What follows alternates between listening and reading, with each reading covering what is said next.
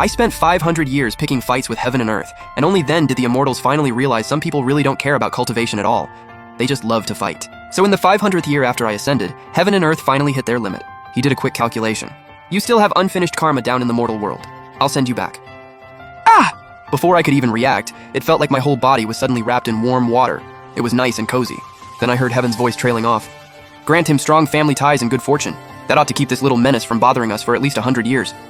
Then I heard the god of fate whisper carefully, I'll throw in immense strength too. That should make this foolproof.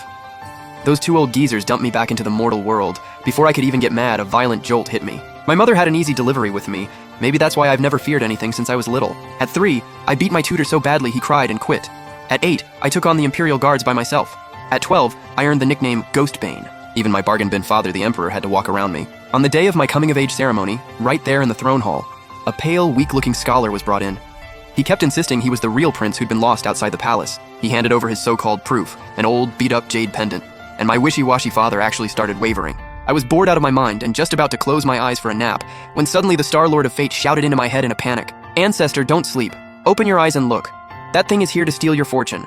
If you ignore this, in half a year, your dad will lose the kingdom, and your mom will get branded a seductress who brought ruin to the nation. The second he mentioned my cheap excuse for a father, I didn't even bother lifting an eyelid. But the moment he brought up my beautiful mother, I shot up from my chair. My eyes landed on that sniveling pretty boy, and the corner of my mouth curled into a grin. My father, Emperor Lin Jingrong, was trembling as he reached for the jade pendant. That's when I moved. Right in front of everyone, I lunged forward and smashed my fist straight into the pendant that pretty boy was holding up. Crack. That so-called royal heirloom shattered into powder under my fist. How dare you destroy the proof? Li Chengzi went pale, pointing at me while shaking all over. I answered with another punch, landing it square in his eye socket. He screamed, clutched his eye, and collapsed on the floor. I crouched down, grabbed him by the collar, and yanked him back up. Then I hammered his other uninjured side with 2 more brutal punches until his face was swollen black and blue and he couldn't even speak. Only then did I let go and leave him sprawled on the ground. I dusted off my hands and looked around at the civil and military officials, who were already frozen in shock. Father, don't trust that piece of jade. That thing's flimsy. These fists of mine are the only real proof our Lin family needs. Then I looked at my father on the throne, still full of doubt, and flashed him a grin. My bargain bin father, Lin Jingrong, stared at my casserole pot-sized fists. His face turned green, then white, and he couldn't choke out a single word. The whole court barely dared to breathe, afraid they'd be next. Honestly, I'd done stuff like this more times than I could count. In that suffocating silence, Li Chengzi, now swollen like a pig's head, struggled to his feet and cried out through tears and snot.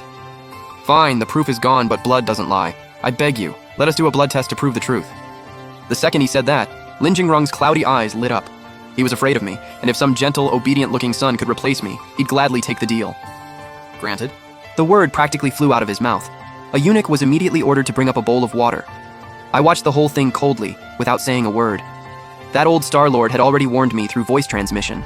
There was alum in the bowl. Any blood dropped into it would mix. This kind of kiddie palace drama trick wasn't even worth blinking at. Li Chengzi shot me a smug look, pricked his fingertip first, and let a drop of blood fall into the bowl. It dissolved instantly. Then, Lin Jingrong, hands still shaking, squeezed out a drop of his own blood. Right before everyone's eyes, the 2 drops drifted together and merged perfectly. Father, your son has finally found you. It mixed, it really mixed. Gasps broke out all through the crowd. Li Chengzi burst into tears and slammed his head to the floor toward the throne. Lin Jingrong's lips trembled with excitement, and when he looked at me, his eyes were full of disgust and suspicion. You little beast, what do you have to say for yourself now? Now the ministers were looking at me differently too. I ignored them. With one casual move, I grabbed a nearby young eunuch by the collar. The poor kid was shaking like a leaf.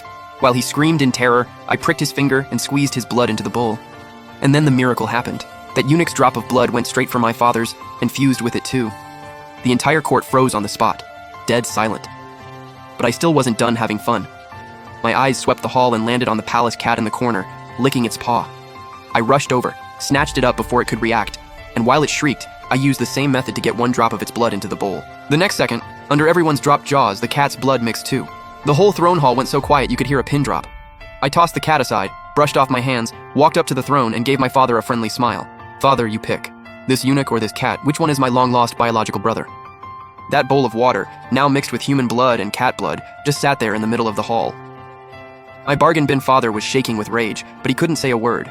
In the end, all he could do was flick his sleeve and announce the court dismissed. Li Chengzi was helped up off the floor. That once delicate face of his was now swollen like a steamed bun. He probably thought that even if the blood test got exposed, his pitiful little act and his so-called truth would still win over a few clueless officials. Too bad for him. He was wrong. He staggered over to the Minister of Rites, hoping for support, but the old man turned away the second he saw him coming. "Oh dear, my back just can't take it anymore. I need to go lie down right now."